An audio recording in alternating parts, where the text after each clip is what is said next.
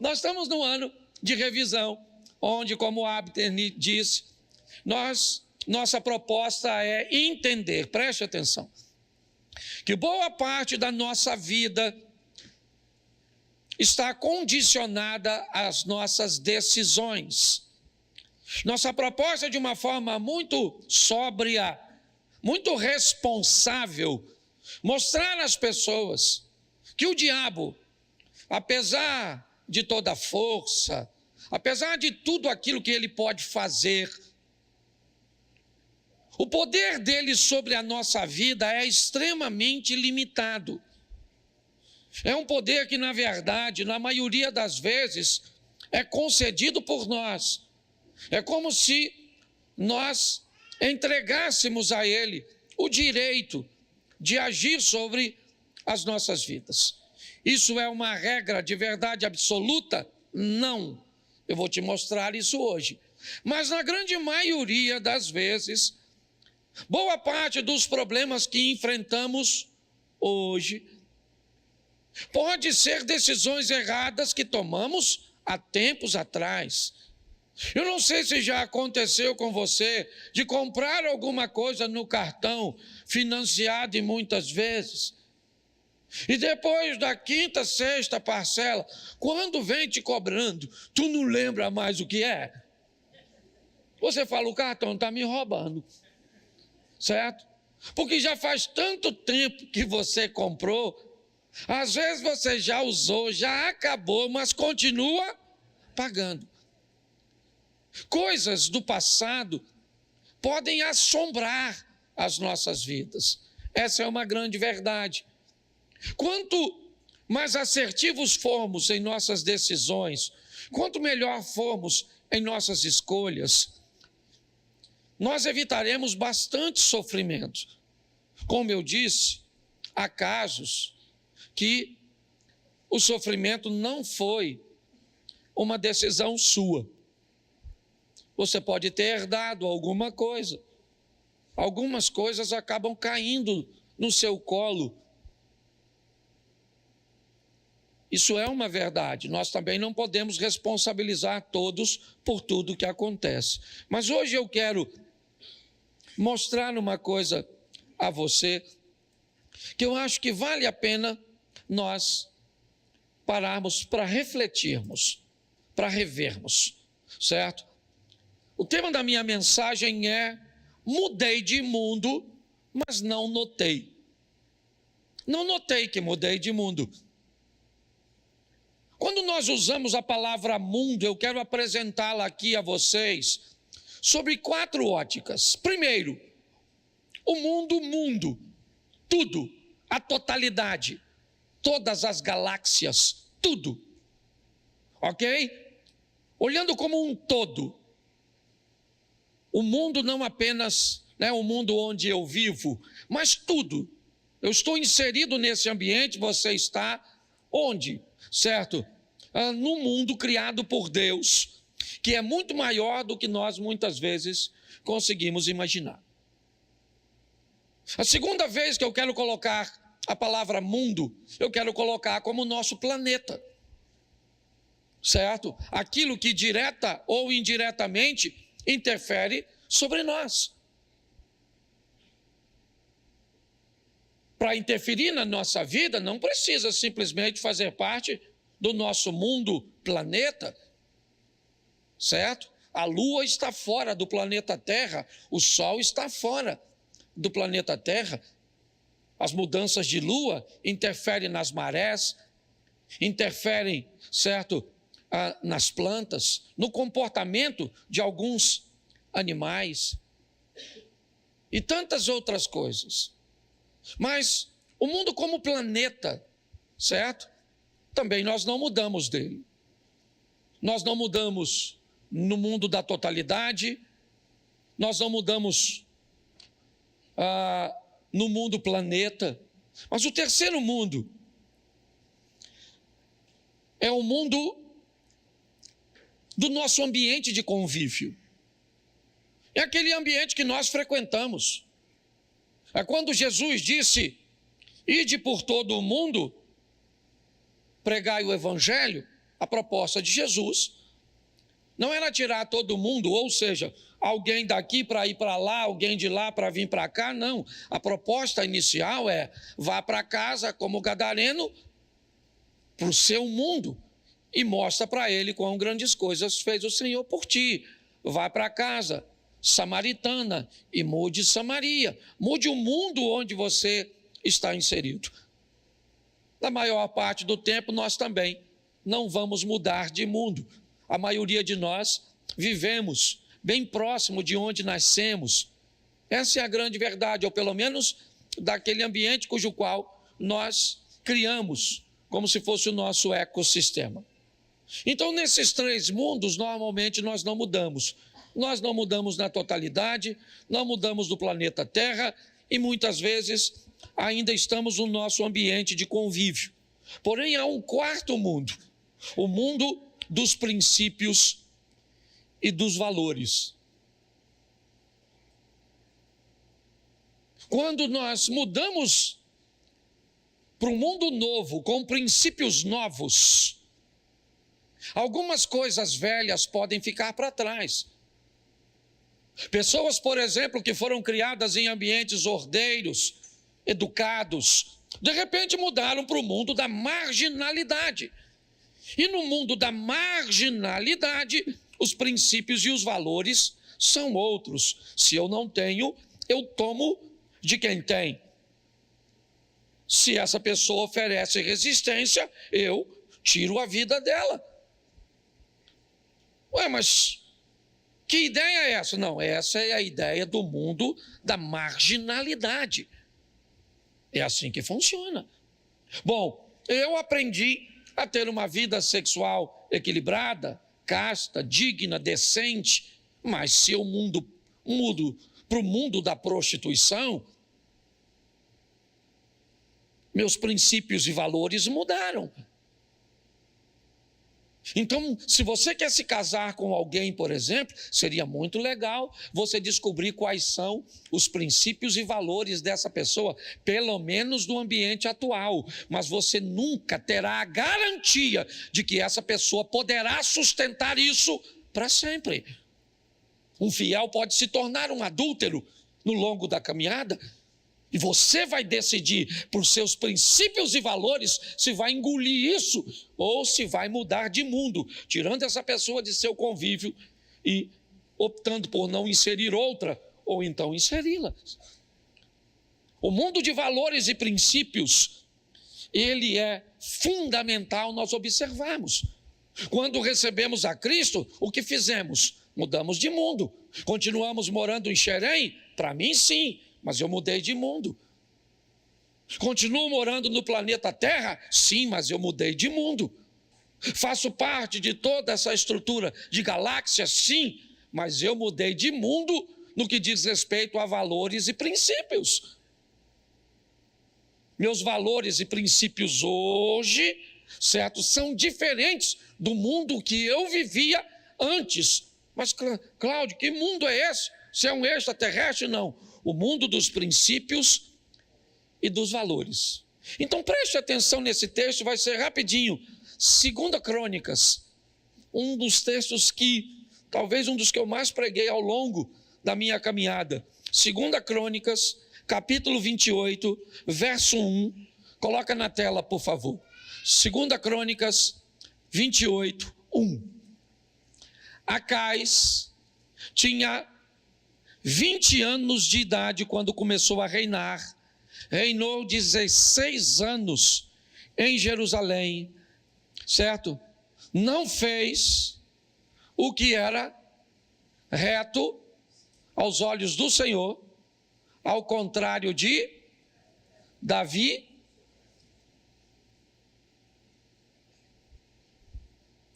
Só um segundo. 2 Crônicas, capítulo 29.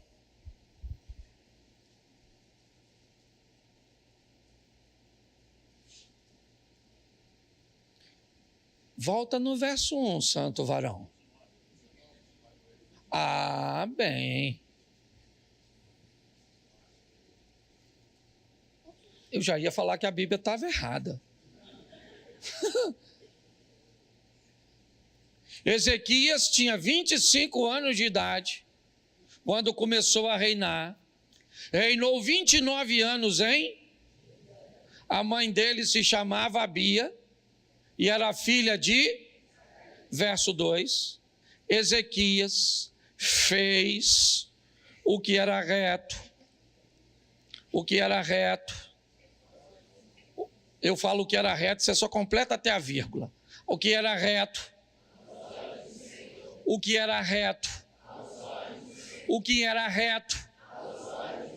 Feche seus olhos. Senhor nosso Deus e Pai, em nome de Jesus, continua falando conosco. Usa-me como um canal de bênção agora, para falar comigo mesmo nesta palavra. E para falar, ó Deus, com essa diversidade de corações e realidades diferentes. Abençoa-nos, ó Pai, com toda sorte e bênção. Repreendemos toda a distração. Tudo aquilo que não provém de Ti caia por terra agora, em nome de Jesus. Amém. Glória a Deus. Amém. Isso. Vamos dar uma olhada nesse texto, porque eu quero te mostrar na astúcia de um menino, de um rapaz de 25 anos de idade, chamado Acaz. Vamos olhar um pouco para a vida desse camarada, ver como ele precisou fazer revisões em algumas coisas. Mas a primeira coisa que eu quero te chamar a atenção, antes de entrar na história do Acaz, é te mostrar como o mesmo assunto pode ter 3 óticas diferentes. Talvez por isso muitas pessoas quebrem a cara. Porque nós vamos precisar de uma coisa chamada discernimento, sensibilidade, para tomar algumas decisões da nossa vida em ambientes cruciais. Por favor, seja equilibrado. Deus não precisa falar com você se você vai sair com a camisa amarela ou azul. Isso não é responsabilidade de Deus, é sua. Então, por favor, não se coloque diante de Deus como um débil mental. Vou abrir aqui o cardápio no restaurante para ver o que peço nesse menu, que eu quero agradar a Deus. Você quer agradar, coma. Tá certo? Louvado seja Deus. Então pare de querer se colocar numa posição onde tudo que você vai fazer, Deus tem que falar. Porque senão você não faz nada. E não pega versículo isolado para sustentar isso não.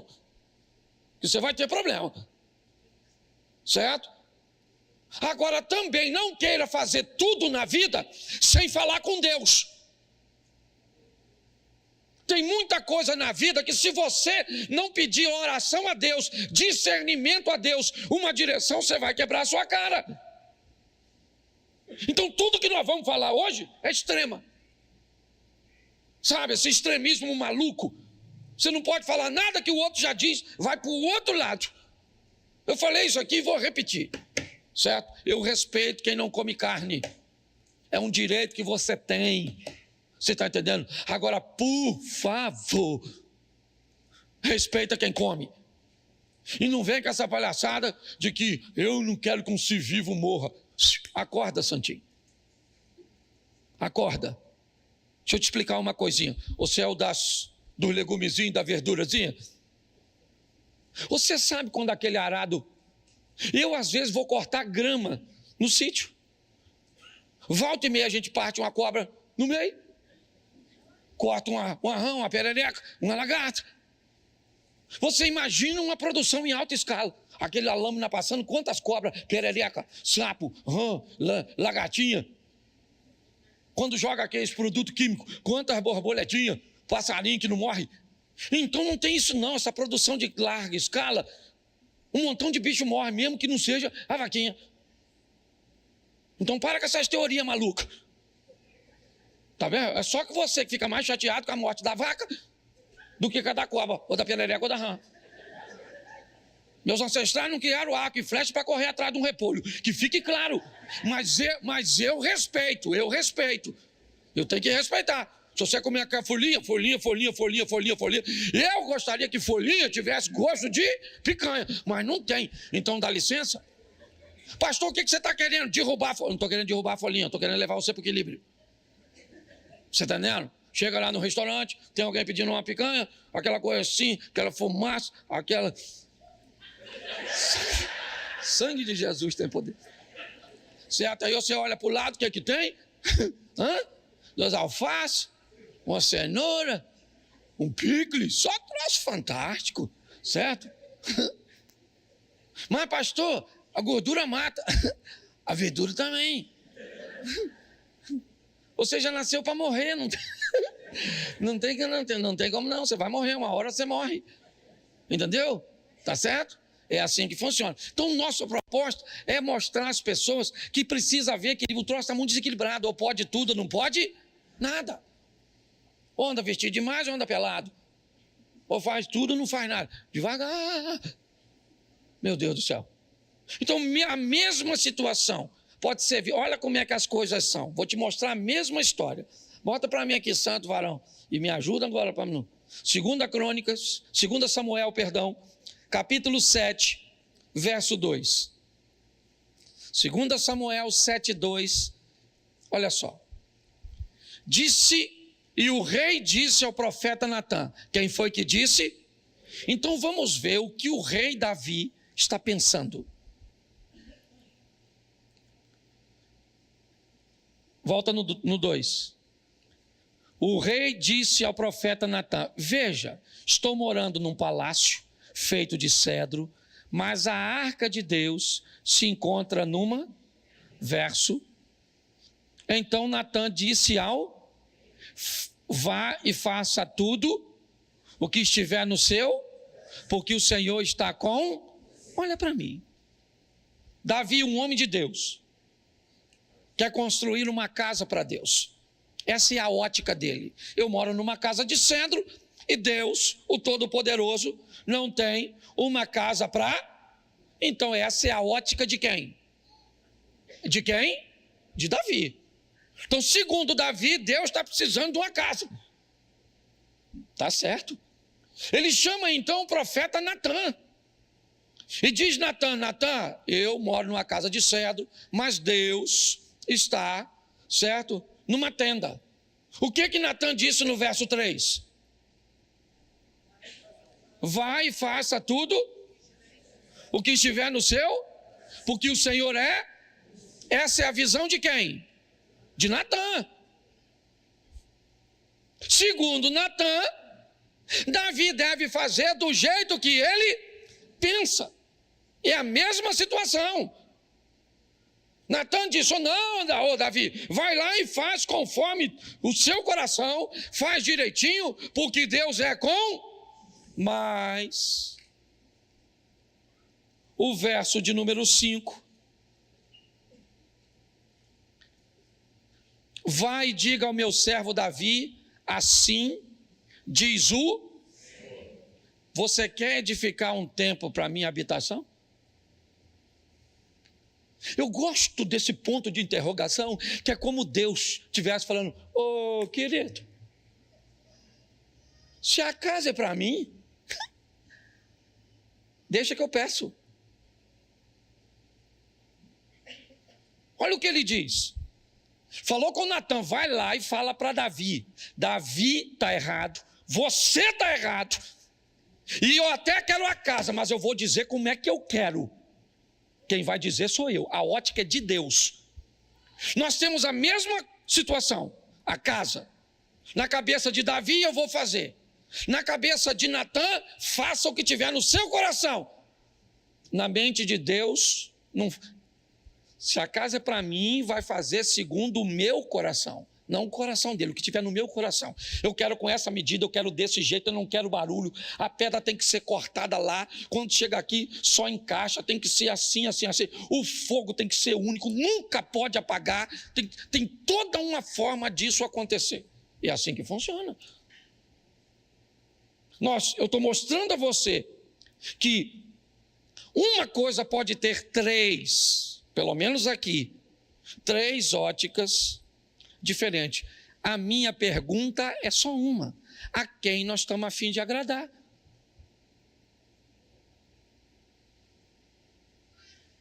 Muitas vezes nós estamos a fim de agradar os reis, os poderosos, os que ditam as coisas.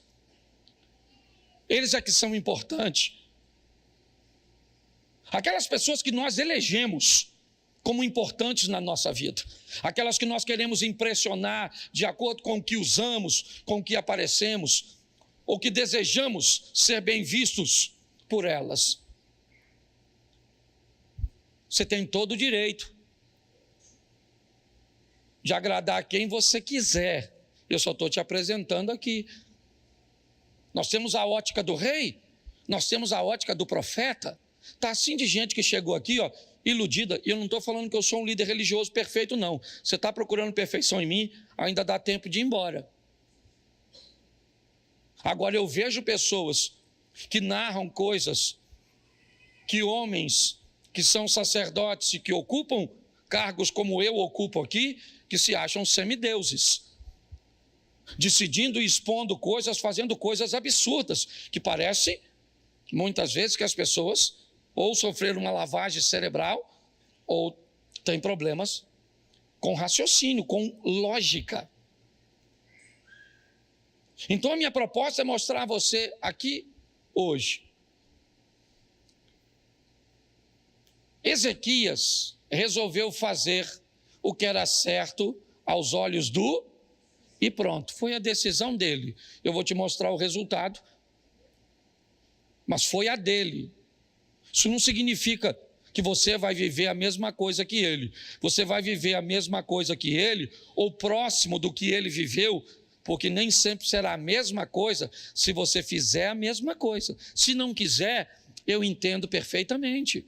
Tem gente que vem, pede um conselho, você instrui, dá uma ferramenta, ele vira, vai embora, faz tudo o contrário, depois vem reclamar com a gente sobre o resultado do que aconteceu. É estranho, mas é o direito que as pessoas têm e nós não podemos privá-las. Então o que ele tem na mão, só para você entender. Ezequias tem um reino falido deixado por seu pai Acais. Ele é rei da área do sul de Israel, de Judá, a parte de baixo. E não é de hoje que Ezequias vê a humilhação assolando sua nação. Volta e meia, os assírios invadem Judá, matando os homens que podem oferecer resistência, estuprando mulheres, levando crianças cativas. Por que eles não extirpavam de uma vez por todas, matavam todos? Era simples. Primeiro, porque não podiam matar, porque aquele povo estava sustentado por Deus. Segundo, não podia matar, porque era jogar fora recursos. Eu venho, roubo e vou embora, espero você se estruturar de novo. Então eu venho e roubo de novo. É assim que funciona. Ele cresceu vendo tudo isso. O pai dele estava desesperado, Acais, tentando resolver o problema.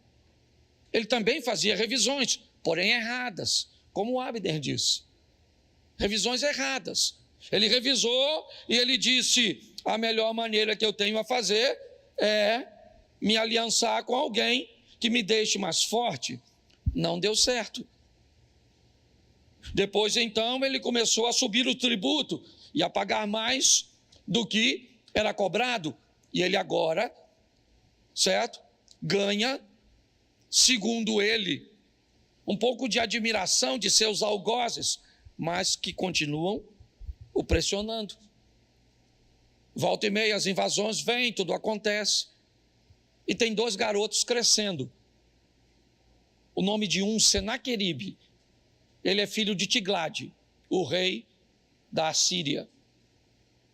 O outro garoto se chama Ezequias. Ele também está crescendo. Porque em meio às crises, alguém vai crescer dentro de você. uma postura, uma personalidade, eu não sei, eu não sou um profissional da área. Eu sei que nesse ambiente onde as coisas acontecem, alguém vai ter que aparecer. E é assim que acontece. Tem 2 garotos crescendo, o filho de Tiglade, Senaqueribe, e o filho de Acais. A diferença é só o seguinte: na casa do Tiglade, a fartura, a vitória. Na casa do Tiglade as coisas vão bem. O problema é na casa do Ezequias, onde tem estupro, onde tem morte, onde tem humilhação, onde tem saques. É só isso. Dor, choro. Sabe o que é pior? É que ele não é um garoto comum. Sabe o que é pior? É que ele é filho do rei. Quando ele passa na rua, as pessoas olham para ele e dizem o quê? Tudo isso que nos acontece é responsabilidade de vocês. Você viu o preço que pagou Bolsonaro por ter falado a besteira de que o Covid era uma gripezinha? Quantas pessoas botaram, certo, na conta dele a morte dos seus? Eu vi até em viaduto em São Paulo escrito. E aí a pessoa perdeu um ente querido, alguém fala uma besteira dessa, uma insanidade, que é o quê? Eu fico imaginando. Esse aqui não podia sair. Ele não era bem visto nem pelos seus, pela gestão de seu pai. Porém o pai morreu, porque uma hora a casa cai, meu irmão. O pai morreu. Morreu os 2. Morreu o pai do Senaqueribe e morreu o pai do Ezequias. Morreu Acais e Tiglade. E o que eles criaram? 2 filhos. Só isso. 2 rapazes. Um acostumado a vencer, rico, poderoso, cheio de si. Porque às vezes é isso que os traumas fazem. Eles são tão fortes que transformam as pessoas de bem em soberbas. A pessoa não pode ganhar nada que acha que é melhor que os outros. Vira um dublê de rico. Do outro lado, quem está crescendo? O Ezequias, 25 anos de idade.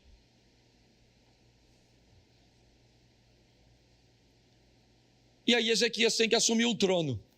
O pai dele morreu. Mas que trono é esse? Que casa é essa? Que herança é essa? Não deixou nada. Deixou o quê? Deixou foi minha mãe traumatizada com o homem. Me deixou o quê? Algumas escoriações na alma, que às vezes não é nem no corpo. O corpo é fácil. Mas são nas memórias, nas lembranças. Vida dura. E agora, o que esse garoto vai fazer? Ele precisa sobreviver. E ele vai sobreviver. 25 anos de idade, ele assume o governo. Um governo falido. Mas o texto é bem claro. E ele fez o que era reto aos olhos do Senhor. Pronto. O sucesso de Ezequias está em não querer agradar Senaqueribe. Em não querer agradar outras pessoas ou estruturas que poderiam apoiá-lo. O que ele queria era agradar a Deus. Então, o que ele faz? Não dá para copiar o pai dele. Já falei que o pai dele foi uma droga. Aí você quer definir para mim, eu até acredito na influência, mas você quer dizer para mim que todo mundo vai virar um produto do meio? Meu irmão, eu conheço a vida de muita gente aqui. E gente que é gente boa, e venceu, e rompeu. Pode ter alguns resquícios, é verdade, comportamentais, porque ninguém é perfeito. Mas foi para muito longe de onde estava a geração de seus pais e de seus avós, em questões econômicas, em questões intelectuais, naquelas áreas que o Abner citou aqui. Chegou a hora dele assumir, 25 anos de idade, olhou, não tem ninguém aqui, então eu vou imitar alguém, eu vou modelar, como a turma gosta de dizer. Quem? Davi. Um homem perfeito? Não. Um homem que aprendeu a se regenerar, diante de Deus. É para lá que ele foi. Fez como fizera Davi, seu pai. E a Bíblia ainda faz questão de citar o nome da mãe dele. O cara não valia nada, mas a mãe me parece que era gente boa. E o cara está construindo. O que ele vai fazer agora? Primeiro ano, depois você lê capítulo 29, que é muita informação. Primeiro ano do seu reinado, primeiro mês, abriu as portas da casa do Senhor. Que portas? As portas da casa onde Deus morava. Que o pai dele fechou. O pai de Ezequias fechou. Ezequias abriu. Os sacerdotes que trabalhavam na casa perderam o emprego. Foram fazer outra coisa, trabalhar em lavoura, sei lá o que foram. Mas assim que Ezequias assume, ele chama os sacerdotes e os levitas, diz: sacerdotes e levitas, santificai-vos agora, e santificai a casa do Senhor, e tirai da casa do Senhor toda imundícia. Nós vamos mudar esse negócio aqui, meu irmão. Chega, acabou. Chega uma hora que você tem que dar um basta na sua vida. Chega na hora que você tem que dizer isso. Não interessa se vovó viveu, se mamãe viveu, se fulano viveu. Chegou na sua vez e você decide se vai viver ou não. Isso pode ser uma questão econômica ou pode ser uma herança genética de um câncer ou de qualquer outra coisa. Abre as portas do Senhor, repara, né? E aí ele restabelece o culto.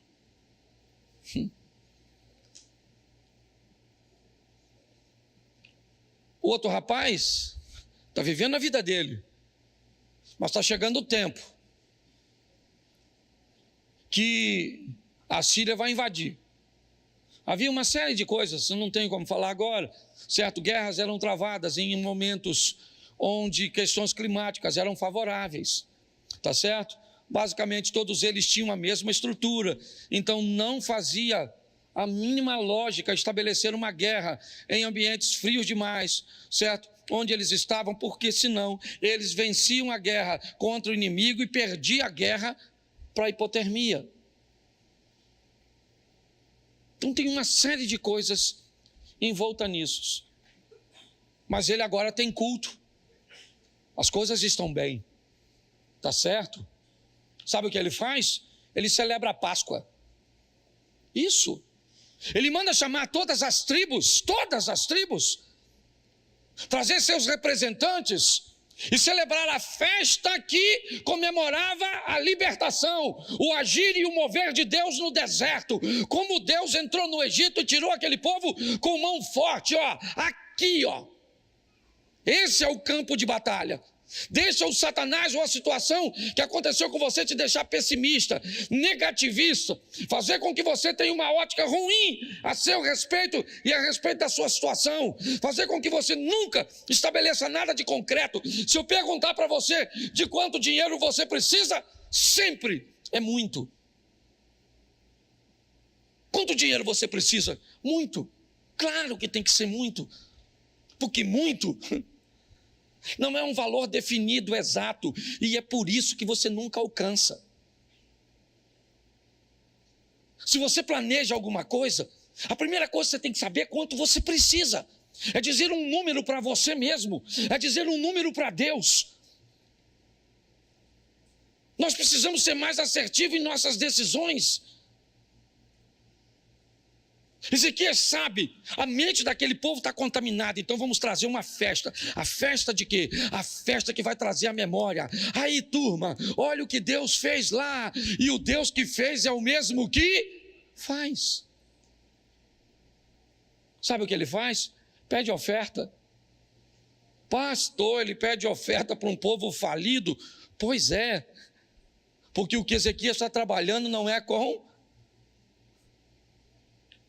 o preço, é com o valor. Aquela oferta é para Deus, sim ou não? E Deus é dono do ouro e dá isso. Então o que Deus quer de cada um de nós é que façamos o melhor. E aí as coisas estão acontecendo. Vamos lá, está acontecendo onde? Internamente. E Senaqueribe? Senaqueribe sabe nada disso. Senaqueribe está vivendo a vida dele. Mas o que está acontecendo em Judá? Ah, Judá tem agora um cara chamado Ezequias. Quem é ele? Ele é filho do perdedor, Acais. Então deve ser outro perdedor. Não. Então deve ser um outro pecador. Não. Então deve ser um outro desequilibrado. Não.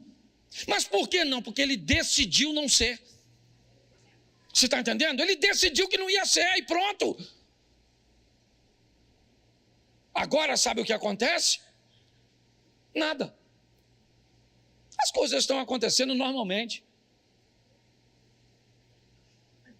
Até o capítulo 30.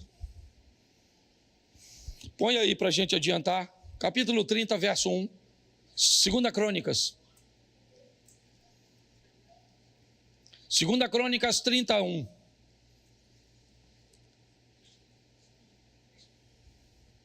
Segunda Crônicas, capítulo 30, verso 1.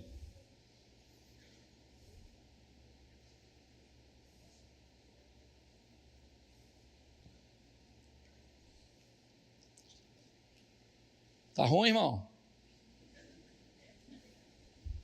Depois disso, repita comigo, depois disso. Disso o quê? Vamos voltar aqui? Depois de abrir as portas, acender as lâmpadas, queimar incenso, fazer a Páscoa, pedir oferta, restabelecer culto. Depois de tudo organizado, pensa num cara fiel. Depois disso, olha só, que beleza. Ezequias enviou um mensageiro a todo Israel, certo? E escreveu também cartas para as tribos de Efraim e Manassés, para que viesse à casa do Senhor em Jerusalém para a celebração a festa que celebrava a libertar, capítulo 32.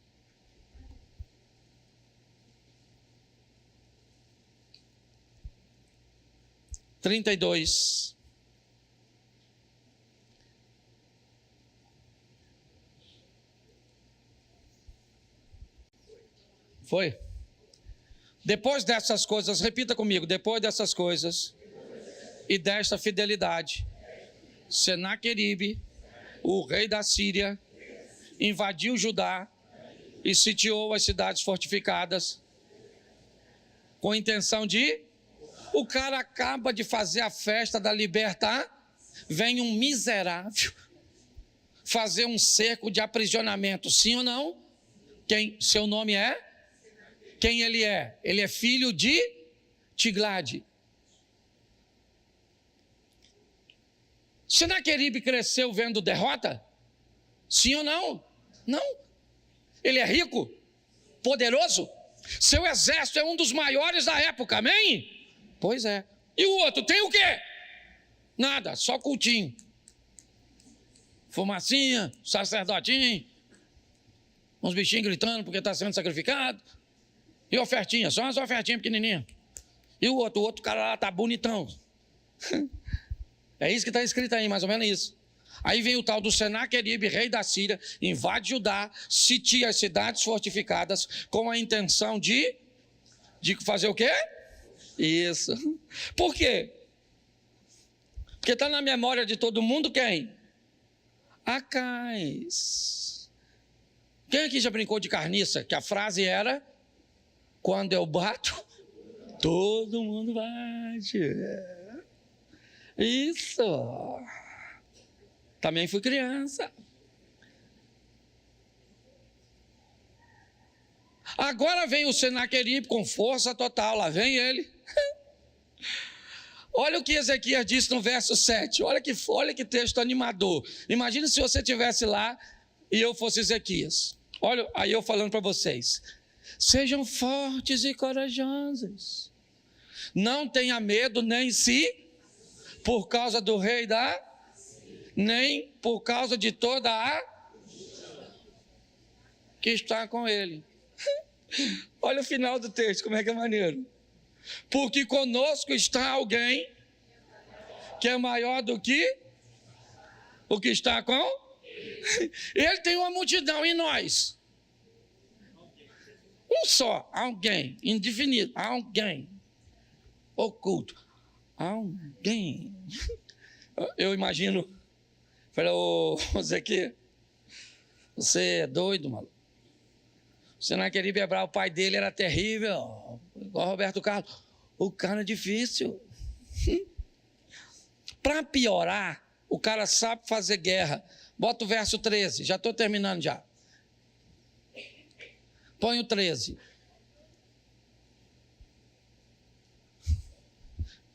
Se não precisasse trazer a memória, ele trouxe. Vocês não sabem os que os meus fizeram com todos os povos das outras? Será que os deuses das nações daquelas terras puderam, de alguma forma, livrar o seu país das minhas? Olha só! Bravo, Sinaqueribe! Falou aí, tradução. Vou botar minha tradução agora, Cláudio Duarte. Aí, maluco, é melhor vocês se render.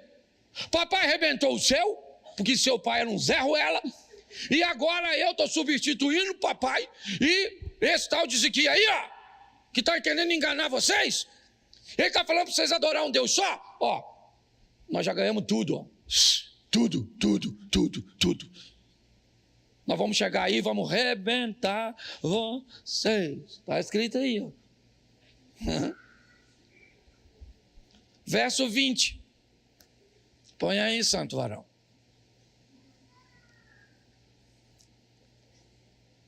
Então, o rei e quem? E, ó, deixa eu dar agora aqui uma chave não. Chave não. Dá outra coisa. Isso aí é um controle. Tá certo? Tu tá andando com quem? Quando o bicho pega, o rei Ezequias chamou quem? O profeta Isaías. Tu tem que andar com gente, certo? De controle. Para andar perto de tu. Ele chamou Isaías e falou: Isaías, meu filho, o Sinaqueribe está aí ameaçando nós ler uma carta. Se você ler a carta que o Sinaqueribe mandou, está aqui, ó, que não dá tempo de eu ler. Pensa numa carta, falou: olha, eu vou arrebentar vocês, vou arrebentar meu pai, arrebentou o pai de vocês, quero ver quem é o Deus de vocês para livrar vocês das minhas mãos. Se eu oro, eu ia orar assim: Senhor, eu estou aqui com Isaías, eu trouxe Isaías aqui, profeta do Senhor. Vim falar com o Senhor do Sinaqueribe aí, ó. Ó, eu abri portinha, acendi lâmpada que o papai fechou, o sacerdote está tão bonitinho, tudo de branquinho. Tem cultinho, tem canção, poderoso Deus, tem, saindo fumacinha. A dinheiro tem muito não, porque eles não tinham quase nada, certo? Mas tá tudo lá. Aí o Sinaqueribe vem, sabe o que ele falou? Ele falou que eu não sou nada, que eu sou mentiroso, e isso eu nem ligo, senhor. Mas se o senhor escutar o que ele falou do senhor, eu estou aqui para fazer fofoca não, mas se eu sou o senhor, comigo eu nem ligo não. Eu sou um pobre mortal. Mas se eu sou o senhor, eu ia fazer uma fofoca desse tamanho. Oraram por favor. Em nome de Jesus Cristo Nazareno, quando for orar, diga o que é. Pastor, o que você está... Eu fui orar no... Eu viajei, me levaram para orar numa oficina. Pastor, o senhor pode orar aqui? Eu falei, claro. Então vamos orar? Eu falei, não, peraí. Orar por quê? Qual é o propósito da oração? Não, pastor, eu acabei desfazendo uma sociedade, então o meu serviço era um serviço visto de uma forma melhor do que o do meu ex-sócio. Então ele está me perseguindo com inveja, eu estou enfrentando algumas dificuldades com permissões, com autorizações para manter a minha oficina liberada, ela é na América, certo? Eu estou precisando ampliar, e ele foi me dizendo o motivo.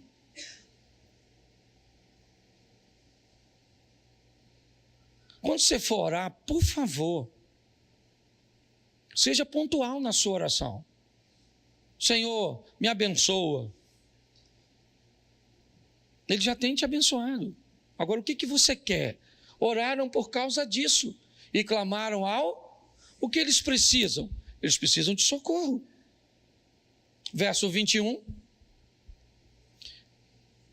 E o Senhor enviou um que destruiu todos os homens e o chefe dos príncipes do arraial do rei e este, o rei da Síria, com o rosto coberto de vergonha, voltou para a sua.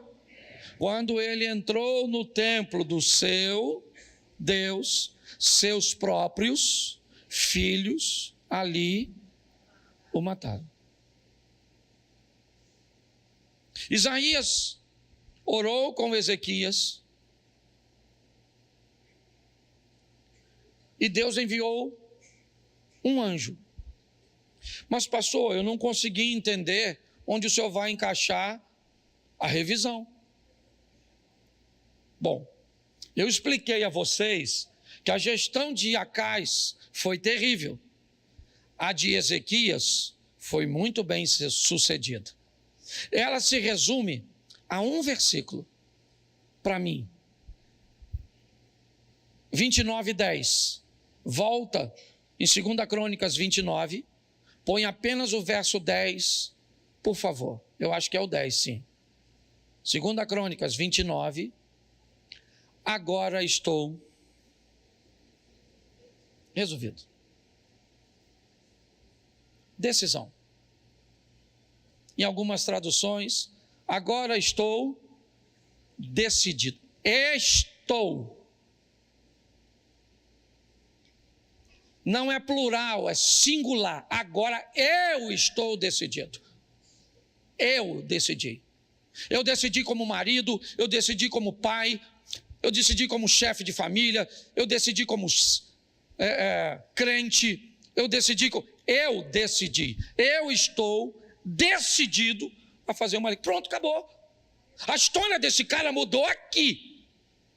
Se você vê o que ele descreve, ele diz: nossos pais apagaram as lâmpadas, fecharam as portas, não queimaram incenso, viraram as costas para o Senhor Deus de Israel.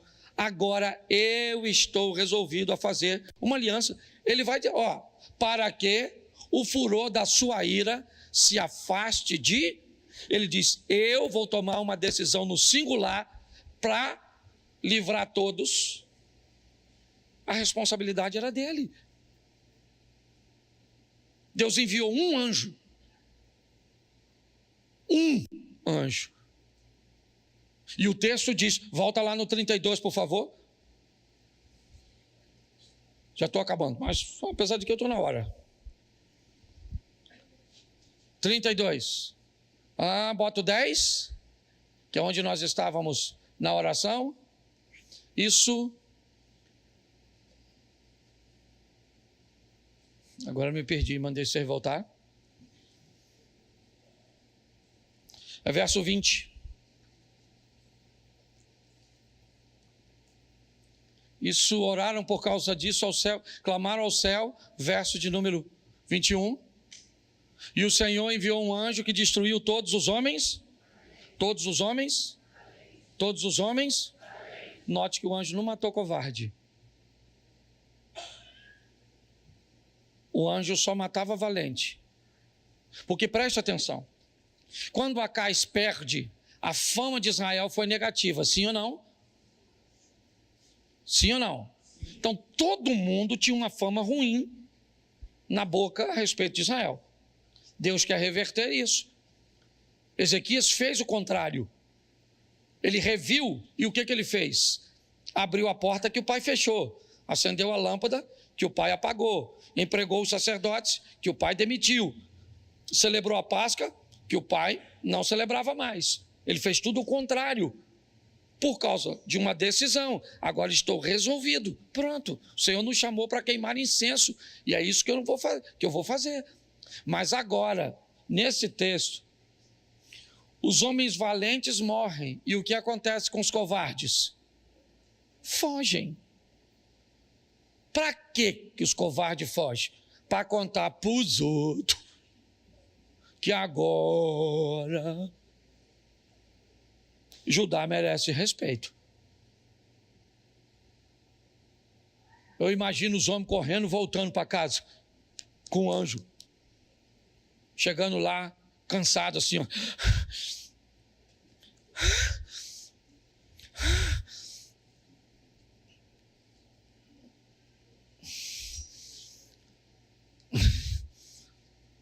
Judá não tem soldado, não. Judá não tem nem arma. Mas, maluco, Judá tem um anjo. E alguém deve ter falado, um só? E quem fugiu falou, se tem dois, eu não chego aqui. Mas o mais legal não é isso. Você lembra que mataram o Senaqueribe? Sim ou não? Mataram ele, não mataram? Pois é, agora todas as nações vizinhas ficaram sabendo do tal anjo. Aí eles juntavam dinheiro, botavam naquelas caravanas e trazia para quem? Para o Zequia. Depois você lê, porque eu acho mó barato. Eles estacionando aqueles carros assim. Eu imagino Zequia bem assim, ó.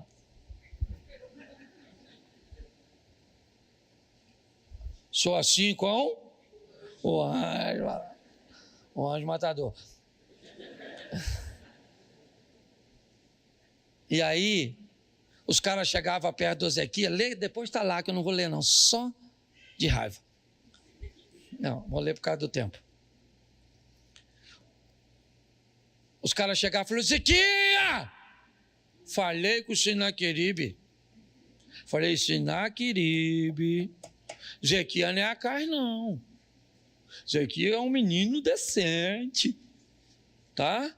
Falei para ele, Ezequiel, não se meter contigo, tá? Eu trouxe aqui os presentes para tu. Valeu, Ezequiel, ó.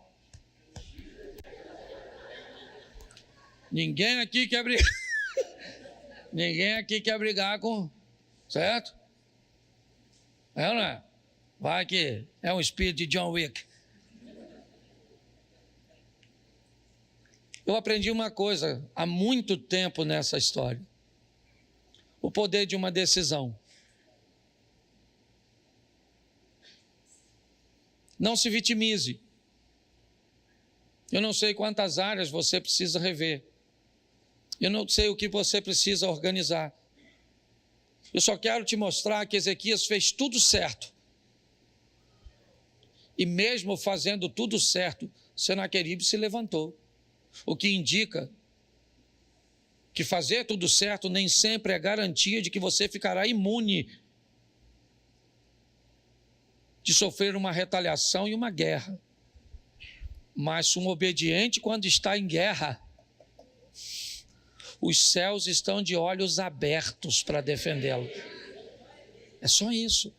Vão pelejar contra a sua empresa, vão pelejar contra o seu casamento, vão pelejar contra os seus filhos, podem pelejar do jeito que for, mesmo você estando em obediente. Mas, meu irmão, onde você não puder defender, lá vai estar um anjo de pé para proteger e agir a seu favor.